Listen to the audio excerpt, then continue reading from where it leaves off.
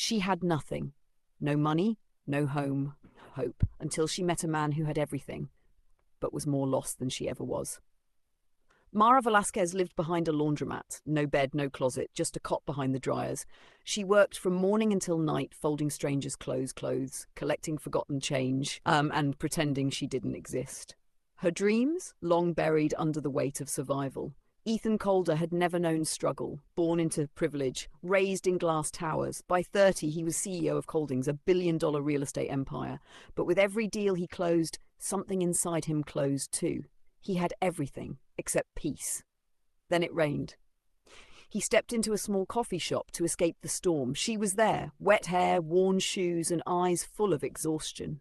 She looked up, he looked back, and the world paused. She smiled, just a little, and it was the first real thing he'd felt in months.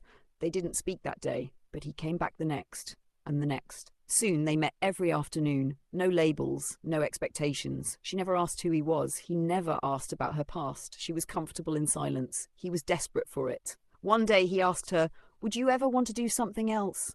"Like what?" she asked. "Anything." She laughed, soft and bitter. "That's not for people like me." He didn't argue, but he never stopped thinking about it. Then came the truth. A name tag, a shirt dropped off at the laundromat. Calder. Her hands froze, her heart sank. She confronted him. "I didn't lie," he said. "I just didn't say." "Same thing," she whispered. "I didn't want to scare you away," he said quietly. And she left.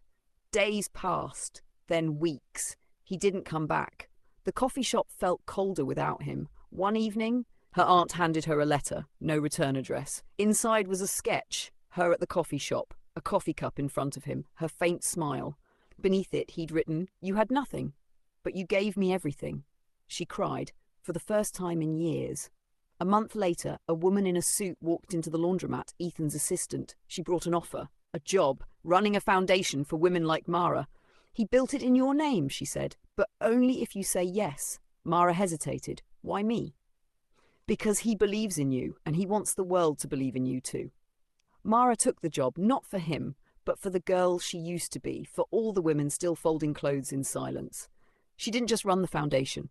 She transformed it, built shelters, funded scholarships, took the stage with strength and grace. One night she invited Ethan to a gala.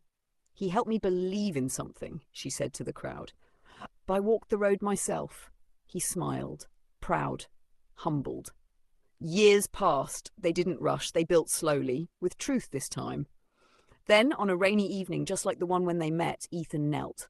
"You had nothing," he said, "but you gave me the only thing I never had, a reason." She smiled. "And you gave me space to become everything." Her name now was Mara Velasquez Calder. She once scrubbed stains out of shirts she couldn't afford. Now she helped women design lives they thought they'd never have. She had nothing until she had him. And in the end, she had everything.